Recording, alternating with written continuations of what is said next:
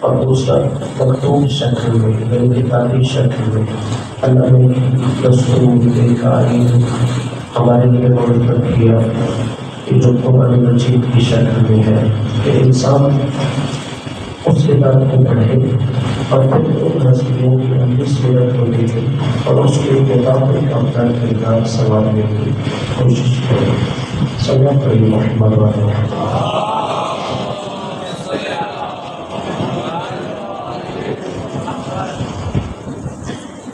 اور اگر ہم جب اس مکتوبی شکل میں جو آئین ہے جو دستور حیات ہے اس کتاب کا مطالعہ کرتے ہیں تو وہاں پہ ہم ایک سورہ نظر آتی ہے جسے سورہ لقمان کہتے ہیں. اب اگر اس سورت کو دیکھیں وہ جو سرزمین حبش یا جنہیں کہا گیا غالباً ان کا مصر سے تعلق تھا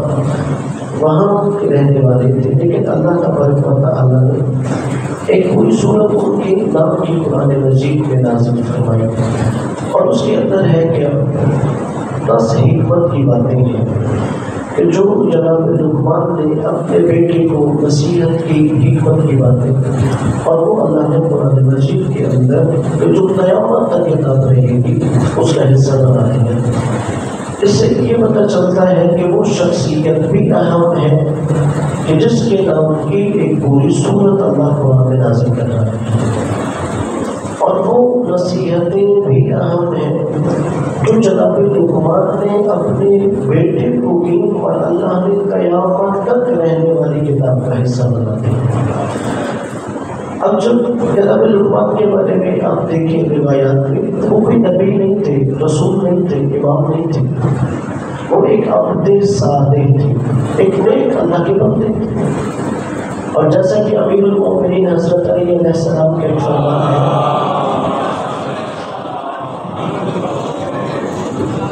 کہ انہوں نے جناب سلمان فارسی کو مخاطب کرتے ہوئے کہا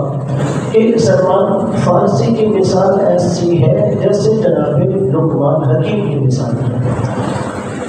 اور جب ہم جناب لقمان کو حکیم کے نام سے یاد کرتے ہیں یہ سورہ لقمان میں اللہ نے کہا کہ وَإِذْ آتَيْنَا لُقْمَانَ الْحِكْمَةَ کہ ہم نے جناب لقمان کو حکمت عطا کی ہے. جب عربی میں لفظ حکمت بولا جاتا ہے اس سے مراد دانائی ہے، عقل ہے، اس سے مراد سوجھ بوجھ کی طاقت ہے. عام طور پہ ہمارے یہاں حکمت وہ جو دیسی دوائیاں بناتے ہیں یا حکیم جو دیسی دوائیاں بناتے ہیں اس کے لیے بولا جاتا ہے، بچوں کے لیے جملہ کہہ رہا ہوں. لیکن جب ہم لقمان حکیم بولتے ہیں تو اس سے مراد یہ ہے کہ اللہ نے انہیں عقل کی طاقت، سوجھ بوجھ کی طاقت، دانائی کی طاقت عطا کی تھی. کیوں اللہ نے عطا کی؟ اللہ نے اسی آیت کے آگے کہا اس لیے انشکر للہ تاکہ لقمان ہمارا شکر ادا کرے. یعنی جناب لقمان کو یہ جو اللہ نے حکمت کی طاقت عطا کی، دانائی سوجھ بوجھ عطا کی، اس کے پیچھے اللہ نے کا فلسفہ یہ ہے کہ وہ میرا شکر گزار بندہ تھا. یعنی اللہ نے پہلی اس چیز کی اہمیت بیان کی کہ اگر تمہارے پاس کوئی نعمت ہے اور اس میں تم اللہ تبارک و تعالیٰ کا شکر ادا کرتے ہو تو اس کا مطلب یہ ہے کہ تم اس بات کے حقدار ہو کہ اللہ تمہیں حکمت دانائی اور سوجھ بوجھ عطا کرے. اور پھر اللہ نے آگے کہا اس لیے وَمَن يَشْكُرِ اللَّهَ جو اللہ کا شکر ادا کرتا ہے فَإِنَّمَا يَشْكُرُ لِنَفْسِهِ در حقیقت یہ شکر اس کے لیے ہی فائدہ مند ہوتا ہے. یعنی ایسا نہیں ہے کہ اگر میں کسی نعمت کا شکر ادا کر رہا ہوں، اللہ کی بارگاہ میں سر سجدے میں رکھ دیا ہے یا شکر للہ کہہ دیا ہے تو اس سے کوئی اللہ کی خدائی بڑھ جائے گی، اللہ تبارک و تعالیٰ کی ربوبیت بڑھ جائے گی. اللہ نے کہا نہیں، وہ شکر تمہیں فائدہ دیتا ہے. اور یہ فائدہ ہمیں کیسے دیتا ہے یہ سمجھنے کے لیے امیر المومنین حضرت علی علیہ السلام کا ایک فرمان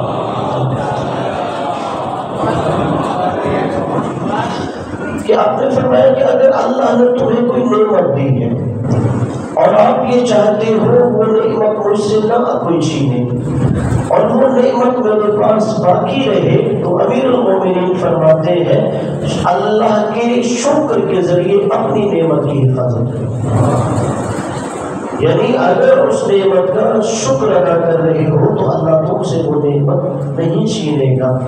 اور اللہ نے کہا وَمَنْ كَفَرَ، جو ناشکری کرتا ہے فَإِنَّ اللَّهَ غَنِيٌّ حَمِيدٌ، تو اللہ بے نیاز ہے، اللہ تمہارا محتاج نہیں ہے کہ اگر تم اس کی نعمت پر اس کی قدردانی نہیں کرو گے تو شکریہ ادا نہیں کرو گے تو اللہ کہہ رہے ہیں کہ میں تمہارا محتاج نہیں ہوں، تم میرے محتاج ہو، کہ اللہ کو تمہارے شکر کا فائدہ نہیں ہے۔ اور پھر اللہ نے قرآن مجید میں کہا کہ اللہ تبارک و تعالیٰ جسے چاہتا ہے اسے حکمت عطا کرتا ہے، لیکن اللہ کی یہ جو چاہت ہوتی ہے یہ بھی اسباب کے تحت ہوتی ہے۔ اللہ تعالیٰ ایسے نہیں ہے کہ کوئی جذبات اللہ کے اندر ہے اور جذبات کے تحت اللہ کی چاہت ہوتی ہے۔ اللہ جذبات سے مافوق بشر کی طرح نہیں ہے، اللہ تعالیٰ اس سے بلند و برتر ہے، یعنی اس کے اندر جذبات نہیں ہے۔ تو پھر اللہ تبارک و تعالیٰ کس بنا پر عطا کرتا ہے؟ اللہ ظاہری اور باطنی صلاحیتوں کی بنیاد پہ عطا کرتا ہے۔ اور اللہ نے جو وَيُؤْتِ الْحِكْمَةَ فَقَدْ أُوتِيَ خَيْرًا كَثِيرًا، کہ جسے ہم نے حکمت عطا کر دی ہے گویا ہم نے اسے بہت زیادہ خیر اور بھلائی عطا کر دی ہے۔ اب قرآن میں اللہ نے سورہ لقمان کیوں نازل کی؟ جناب لقمان کی ان 10 حکمتوں کا تذکرہ کیوں کیا؟ اس لیے کہ جناب لقمان عرب کے معاشرے میں ان کی قدر کی جاتی تھی، یعنی زمانہ جاہلیت میں بھی جناب لقمان کی فہم و فراست کے لوگ قائل تھے۔ وہ جو مشرک تھے وہ بھی جناب لقمان کی باتوں کی قدر کرتے تھے، اور اس میں ایک پہلی وجہ جو پہلی نصیحت ہے اس میں جناب لقمان نے اپنے بیٹے کو جو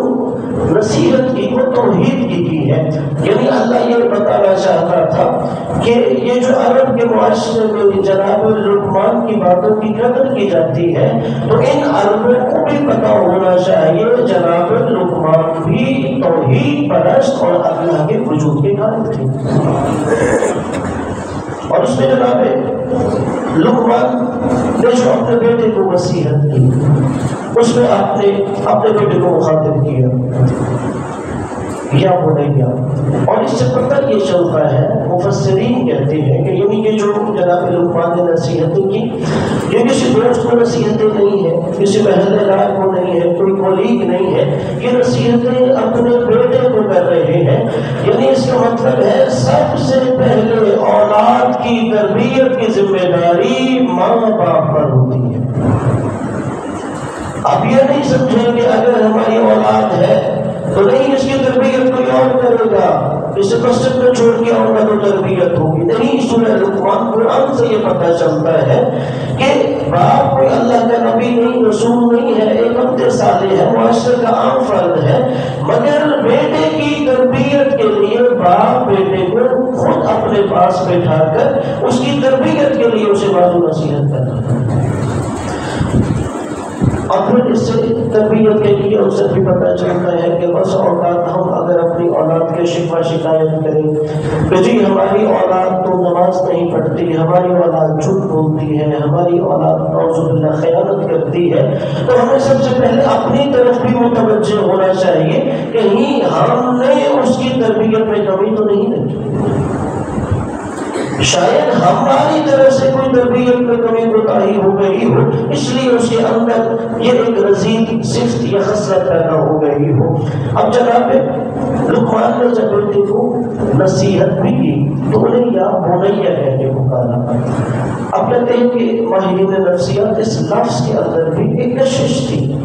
کہ جو جناب لقمان اپنے بیٹے کو اپنے قریب کر رہے تھے کہ یا بنیا اے میرے بیٹے، یعنی نصیحت کرنے سے پہلے کوئی سختی کوئی ڈانٹ ڈپٹ نہیں ہے، بلکہ یا بنیا کہہ کے مخاطب کیا اے میرے بیٹے، یعنی جب یہ لفظ کہہ رہا ہے تو بیٹے کو بھی یہ احساس ہو رہا ہے جو مجھے سمجھا رہا ہے یہ میرا کوئی اپنا ہے۔ اس لیے جب ہم اولاد کو نصیحت کر رہے ہو سب سے پہلے اولاد کو اپنے اپنائیت کا احساس دیں گے، اسے یہ احساس ہو کہ یہ جو میرا باپ ہے، میری ماں ہے، جو مجھے نصیحت کر رہے ہیں، جو کوئی میرا دشمن نہیں، میرا بیگانہ نہیں ہے، بلکہ میرا اپنا ہے۔ اس انداز میں انہیں خطاب کیا، یا بنی اے میرے بیٹے، اور اس میں پہلی نصیحت کی لا تشرک باللہ، تم نے اللہ کا شریک نہیں ٹھہرایا۔ ان الشرک لظلم عظیم، اس لیے کہ جو سب سے بڑا ظلم ہے وہ کسی کو اللہ کا شریک ٹھہرانا ہے۔ یعنی پہلی نصیحت یہ ہے کہ بیٹا مشرک نہیں بننا، شرک نہیں کرنا،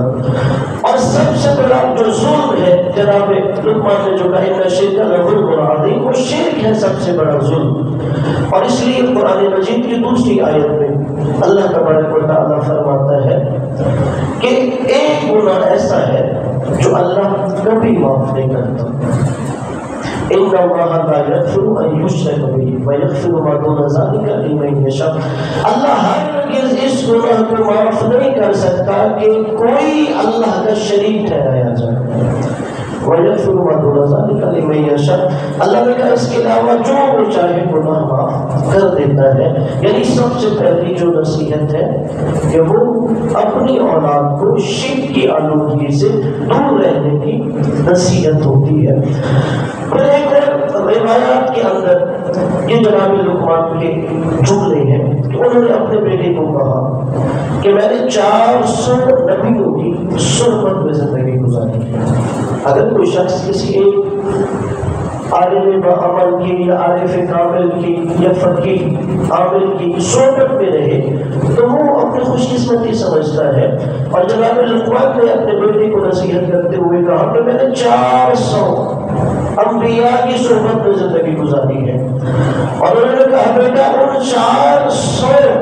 انبیاء کی صحبت میں رہنے کے بعد میں نے دنیا میں زندگی گزارنے کے لیے اخلاقی اعتبار سے ان سے 4 چیزیں سیکھی۔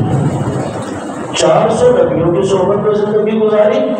اور ان کی صحبت میں رہنے کے بعد دنیا کی زندگی گزارنے کے لیے میں نے 4 چیزیں سیکھی ہیں۔ کہا پہلی،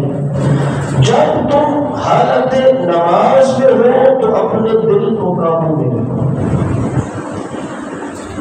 یعنی ایسا نہیں ہے کہ اگر میں مصلی عبادت پہ آیا ہوں تو اس وقت بھی میرا اپنے رب کے ساتھ تعلق قائم نہ ہو سکے، بلکہ میرا دل دائیں بائیں جانے بھٹک رہا ہے، میں اپنے خیالات میں دنیا کے امور کے بارے میں سوچ رہا ہوں۔ انہوں نے کہا نہیں، 400 نبیوں کی صحبت کے بعد میں نے پہلی چیز یہ سیکھی کہ جب بھی مصلی عبادت پہ آؤں تو اپنے دل کو قابو میں رکھوں۔ اور پھر فرمایا جو دوسری میں نے نصیحت حاصل کی 400 انبیاء کی صحبت کے بعد کہ اگر تم کبھی دسترخوان پر بیٹھو تو اپنے پیٹ کو قابو میں رکھو۔ یعنی کیا مطلب؟ یعنی اگر دسترخوان پہ بیٹھے ہوئے تو صرف بھوک مٹانے کے لیے جو دسترخوان پہ چیزیں رکھی ہیں اسے کھانا شروع نہ کر دو، بلکہ پہلے یہ دیکھو کہ یہ حلال ہے یا حرام ہے، حلال رزق لائی گئی ہے یا حرام رزق لائی گئی ہے۔ اس لیے کہ یعنی لقمہ حرام کا انسان پر اثر ظاہر ہوتا ہے، رسموں میں اثر ظاہر ہوتا ہے۔ اور جو جملہ سید الشہداء امام حسین علیہ السلام کا ہے، اللہم صل علی کہ آپ نے جو کربلا میں خطبہ ارشاد فرمایا، امام نے 10 محرم کو خطبہ ارشاد فرمایا جو آخری، اس میں آپ نے یہ جملے ارشاد فرمایا کہ میں تمہیں مسلسل باز و نصیحت کر رہا ہوں کہ تم میرے قتل میں ہاتھ نہ ڈالو، میرے قتل سے باز رہو، میں جنت کا سردار ہوں، میں زہرا کا لال ہوں، میں نبیوں کے سردار کا نواسا ہوں، مگر تم ٹس مس نہیں ہو رہے، میری نصیحت کا تم پر اثر نہیں ہو رہا۔ شاید کوئی سوچے کہ حجت خدا امام حسین کی زبان میں یہ اثر نہیں ہے کہ لوگ امام علیہ السلام کے خطاب کے بعد پھر بھی قتل سے اس گناہ سے باز نہیں آ رہے۔ امام نے فرمایا سنو، میری زبان میں یہ کوتاہی نہیں ہے، بلکہ تم اپنی ذات کی طرف متوجہ ہو، در حقیقت اس لیے میری باز و نصیحت تم پر اثر نہیں ہو رہی۔ امام نے کہا تم نے اتنے لقمہ حرام کھایا ہے کہ اب تمہارا گوشت، تمہارا گوشت، تمہارا خون اس لقمہ حرام سے بنا ہے، اور آج جنت کا سردار حجت خدا بھی نصیحت کرتا ہے تو تمہارے بدن پہ اس کا اثر نہیں ہوتا۔ یعنی لقمہ حرام کا اتنا اثر ہے۔ اور وہی جناب لقمان نے بیٹے کو دوسری نصیحت کی، بیٹا جب دسترخوان پہ بیٹھو تو یہ دیکھو کہ جو دسترخوان پہ ہے وہ حرام تو نہیں ہے، یعنی اپنے پیٹ کو قابو میں رکھو۔ اور پھر فرمایا تیسری نصیحت میں نے یہ سیکھی 400 انبیاء کی صحبت میں رہ کے، اگر تم کسی کے گھر میں جاتے ہو تو وہاں اپنی نظر کو قابو میں رکھو، یعنی اگر تم نے کسی کے گھر پہ قدم رکھا ہے تو اس کا مطلب یہ ہے کہ تم ان کی عزت کے محافظ بن کے داخل ہو اور اسی طرح محافظ بن کے گھر سے باہر نکلو۔ اس لیے علماء اخلاق یہ کہتے ہیں کہ اگر انسان کسی کے گھر مہمان جائے اور میزبان آپ کو اپنے گھر میں بٹھاتا ہے تو انسان کوشش کرے گھر میں ایسی جگہ پر بیٹھے کہ جہاں پر گھر والوں کے پردے کی حفاظت ہو سکے۔ مثال کے طور پہ اگر گھر میں ڈرائنگ روم میں بیٹھے ہیں، دروازہ اس سائڈ پہ ہے تو مجھے اپنی پوچھ اس سائڈ پہ کر کے بیٹھنا چاہیے، بتائیے کہ میرا چہرہ اس سائڈ پہ ہو۔ اس لیے انہوں نے کہا کہ بیٹا تیسری نصیحت یہ ہے، اگر کسی کے گھر میں جاتے ہو تو وہاں پر تمہیں اپنی آنکھ کو قابو میں رکھنا ہے۔ اور کہا بیٹا چوتھی جو میں نے نصیحت 400 انبیاء کی صحبت میں رہ کے حاصل کی ہے، اگر تم مخلوق کے درمیان رہتے ہو تو اپنی زبان کو قابو میں رکھو، کہ مخلوق کے اندر جو تمہاری عزت ہے، جو تمہارا وقار ہے، وہ تمہاری زبان کی وجہ سے ہوگا۔ اس لیے امیر المومنین علیہ السلام کا بھی فرمان ہے ان المرء مخلوق تحت لسانہ، کہ انسان اپنی زبان کے نیچے چھپا ہوا ہوتا ہے۔ امام نے فرمایا تکلموا تعرفوا، بولو تاکہ پہچانے جاؤ، تمہارے بولنے سے تمہاری پہچان ہوتی ہے۔ تو ہے کہ اللہ تبارک و تعالیٰ ہمیں سورہ لقمان کی ان نصیحتوں کو پڑھنے اور سمجھنے کی توفیق عطا فرمائے۔ میں یہ صرف ایک اشارہ کر رہا تھا، خاص طور پہ جو یہاں پہ نوجوان ہے میں انہیں کہوں گا وہ 10 نصیحتیں جو جناب لقمان نے اپنے بیٹے کو کی تھی، آپ قرآن مجید میں سورہ لقمان میں اس کی ضرور تلاوت کریں تاکہ اللہ تبارک و تعالیٰ ہمیں اس پہ عمل کرنے کی توفیق عطا فرمائے۔ اپنے گناہوں کی بخشش کے لیے، مرحومین کے بلند درجات کے لیے بلند سلامات۔ اندر جو ایک وحشی بمباری ہو رہی ہے اور ہزاروں لوگ وہاں پہ شہید ہو چکے ہیں،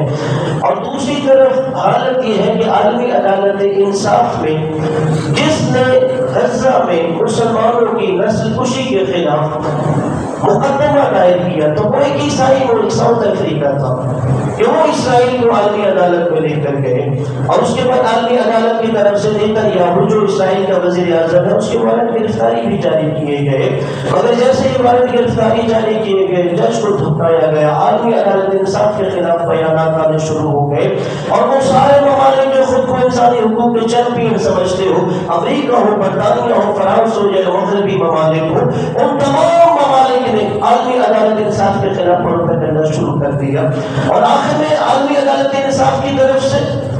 جو فیصلہ آیا اس میں بھی واضح طور پر اسرائیل نے جو ظلم اور سفاکیت کی گئی اس سے اسرائیل کو باز رہنے کا کہا گیا، لیکن دوسری طرف ہم دیکھتے ہیں کہ اسرائیل ایک وحشی درندے کی طرح مجرم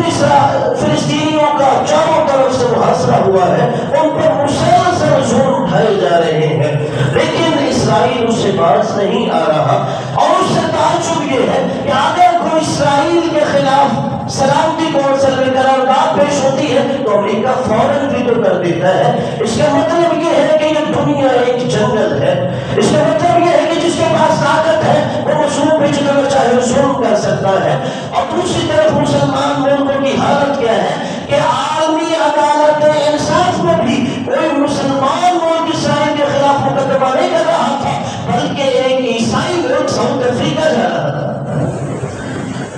اور جیسے کہ ہم نے دیکھا کہ سعودی عرب کے اندر مسلمان ممالک کی ایک اسلامی فوج تشکیل دی گئی اور ان کی طرف سے ایک بیان بھی نہیں آیا کہ وہ اسرائیل کی مذمت کر سکے یا اسرائیل کو اس پہ حیثیت سے روکا جا سکے۔ 57 اسلامی ممالک میں سے اسلامی ممالک کی عوام سے گلا نہیں، ان کے حکمرانوں سے گلا ہے، مغربی ممالک کی عوام سے گلا نہیں، ان کے حکمرانوں سے گلا ہے۔ شاید اتنا مسلمان ملکوں میں احتجاج نہیں ہوگا اس ظلم کے خلاف جتنا مغرب میں امریکہ میں ان کی عوام کر رہی تھی۔ عوام کی سوچ اور تھی، حکمرانوں کی سوچ اور تھی۔ حکمران کے خلاف احتجاج بلند کی. اور اکثر ہم دیکھتے ہیں جب ہمارے نبی کے خلاف کوئی بات کرتے ہیں تو ایک چیز کے ذریعے لوگ تحفظ دیتے ہیں جو اسلام دشمن ہے کہ نہیں یہ فریڈم آف اسپیچ ہے, یہ تو آزادی اظہار رائے ہے, ہر بندہ کھل کے جو کہنا چاہے کرے. اگر تم اتنے آزادی اظہار رائے کے قائل ہو تو جنہوں نے اسرائیل کے خلاف بات کی ہے ان طلباء کو یونیورسٹیوں سے کیوں نکال دیا گیا؟ اس کا مطلب ہے کہ مغرب منافق ہے. امریکہ, برطانیہ, فرانس, یہ جتنے بھی انسانی حقوق کی اسلامی ملکوں میں بات کرتے ہیں یہ دوغلی اور منافق ملک ہے. اگر ان کے ملک میں کوئی اسرائیل کی بربریت کے خلاف بات کرتا ہے ان طلباء کو یونیورسٹیوں سے نکال دیا جاتا ہے. اگر غیر ملکی ہے اس کا ویزا کینسل کر دیا جاتا ہے. یعنی تم یہ سمجھتے ہو تمہیں ظلم کا حق حاصل ہے, اور اس سے زیادہ تعجب اور شرم کی بات یہ ہے جو مسلمان حکمرانوں کا رویہ ہے. ان کو اتنی جرأت بھی نہیں ہے کہ وہ علل اعلان دخل امریکہ اور اسرائیل کو اس ظلم کے خلاف بات کر سکے. اور یہاں پہ وہی ہم بات کریں گے جو امام حسین علیہ السلام نے لشکر یزید کو کہا تھا. امام نے کیا فرمایا؟ ان لم یکن لکم دین وکنتم لا تخافون من المعادی فکونوا احرارا فی الدنیا. میں نے کہا اگر تمہارا کوئی دین نہیں ہے, بظاہر کلمہ پڑھتے ہو مگر عمل میں تم بے دین ہو, میں نے کہا تمہیں کوئی قیامت کا ڈر نہیں ہے تو کم از کم دنیا میں آزاد مرد بنو. اور یہی ہم مسلمان حکمرانوں کو کہتے ہیں ٹھیک ہے تم کلمہ اسلام کا پڑھتے ہو, بظاہر مولانا حسین نے کہا تمہارا کوئی دین نہیں ہوتا, تمہارا دین اپنے مفادات ہوتے ہیں, تمہیں کوئی قیامت کا ڈر نہیں ہے, کم از کم مرد آزاد بنو. کیا تم فلسطینیوں کے لیے آواز احتجاج بلند نہیں کر سکتے؟ کیا تم اسرائیل کو بربریت سے نہیں روک سکتے؟ اور اب حالت یہ ہے کہ اسرائیل غزہ سے محاصرہ کیا گیا, 100 دن سے انہیں غذائی امداد نہیں مہیا کی جا رہی, وہ گندا پانی پینے کو ترس رہے ہیں, اور 1000 بچے اور زخمی صرف ادویات نہ ملنے کی وجہ سے شہید ہو گئے. مردہ باد, مردہ باد اسرائیل, مردہ باد, مردہ باد, مردہ باد اسرائیل, مردہ باد, مردہ باد, مردہ باد اسرائیل, مردہ باد, مردہ باد, مردہ باد اسرائیل, مردہ باد. اگرچہ یہاں پہ اسلامی حکمرانوں کا یہ فرض بنتا تھا, اگر ان کے اندر غیرت, حمیت اور حیا ہوتی کہ اگر نیٹو والے اپنی حفاظت کے لیے اتحاد تشکیل دے سکتے ہیں تو کیا مسلمان ممالک اپنی مسلمانوں کی سرزمین کی حفاظت کے لیے ایسا اتحاد تشکیل نہیں دے سکتے؟ ایسا اتحاد وہی تشکیل دے گا جو اسلام اور مسلمانوں سے مخلص ہوگا. کیا ان کے اندر یہ جرأت نہیں ہے کہ سلامتی کونسل کے اندر 57 ممالک مل کے اسرائیل کے خلاف ایک قرارداد لا سکے؟ یہ ایسا بھی نہیں کر پا رہے ہیں. اور اس سے بڑی بربری ہے اگر اسلامی سربراہی کانفرنس کی تنظیم ہے تو اوائسی کو آپ فعال کیوں نہیں کر رہے ہیں؟ اوائسی کے اندر آپ مضبوط آواز کیوں نہیں اٹھا رہے ہیں؟ ابھی تک مسلمان ممالک نے جن کی اسرائیل کے ساتھ سفارتی تعلقات ہے وہ ختم کیوں نہیں کر رہے ہیں؟ اور اس سے بڑی بے حیائی اور بے شرمی کی بات یہ ہے ابھی تک اسرائیل کو مسلمان مفت تیل سپلائی کر رہے ہیں, ابھی تک اسرائیل کو گیس مسلمان ممالک سے جا رہی ہے, ابھی تک ترکی نے اسرائیل سے سفارتی تعلقات اور تجارتی تعلقات ختم نہیں کیے. یہ وہ منافق ممالک ہے جو ایک طرف مسلمانوں کو یہ بتاتے ہیں شاید ہم تمہارے حقوق کے محافظ ہیں, اور بس یہ پڑھتا کہ انہیں ممالک سے اپنے تجارتی مفادات حاصل کر رہے ہوتے ہیں. اور یہاں پہ کم از کم ہم سب کی یہ ذمہ داری ہے جو مولا علی علیہ السلام نے وصیت فرمائی, ظالم کے دشمن بن کے رہو, مظلوم کے مددگار بن کے رہو. اور پھر اس کی 3 درجات ہوتے ہیں. کم از کم درجہ یہ ہے اپنے دل میں ظلم سے نفرت کرو, اپنے دل میں اسرائیل کے لیے نیک تمہاری جذبات نہیں ہونے چاہیے. تمہارے دل میں جو فلسطینیوں پر ظلم ہو رہا ہے اس کے خلاف سدا احتجاج کا ارادہ ہونا چاہیے. دوسرا درجہ اس سے بلند ہے کہ زبان سے آواز بلند کرو, سوشل میڈیا پہ کر سکتے ہو, ای میلز کر سکتے ہو, یا ان ممالک کے سفارتخانوں کے باہر سدا احتجاج بلند کر سکتے ہو. اور تیسرا فیصلہ یہ ہے اگر تمہارے پاس طاقت ہے، اگر تمہارے پاس اتنی قوت ہے تو اپنی طاقت سے ظالم کو زور سے روکو. اور اس میں کوئی شک نہیں اگر آج بھی کوئی اسرائیل کے خلاف میدان عمل میں ہے، وہ شیعہ میں ہے، برقرار ہے. لبنان میں حزب اللہ ہو یا شام میں زیدیون فاطمیون ہو یا وہاں ایران ہو یا اگر وہاں پہ حشد و شعبی عراق کے اندر ہو، جہاں پر بھی اسرائیل کے خلاف میدان عمل میں لوگ ہیں وہ شیعہ میں برقرار ہے جنہوں نے امیر المؤمنین سے حریت کا درس لیا ہے. اگر یمن والے آپ بھی امریکہ اور اسرائیل کے تجارتی مفادات میں نقصان پہنچاتے ہیں اس لیے کہ انہوں نے انقلاب کا درس حسین ابن علی سے لیا ہے. اور میں یہی کہوں گا کہ تمام عالم اسلام کو کم از کم ان دنوں کے صدقے میں حسین ابن علی سے حریت سیکھنی چاہیے، حسین ابن علی سے انقلاب سیکھنا چاہیے کہ دیکھو تمہارے نزدیک زندگی گزارنے کا کمال ہوگا، تمہارے نزدیک اپنی جان بچا لینا کمال ہوگا، مگر مولا حسین نے فرمایا انی لا ارى الموت الا سعادہ والحیات مع الظالمین الا فرما. اگر تمہارے سامنے دو راستے ہو، یا ذلت سے زندگی گزارنی ہے یا موت ہو، تو مولا نے کہا ہم موت کو اپنے لیے سعادت سمجھتے ہیں اور ظالموں کے ساتھ زندگی گزارنا حسین اپنے لیے ذلت سمجھتا ہے.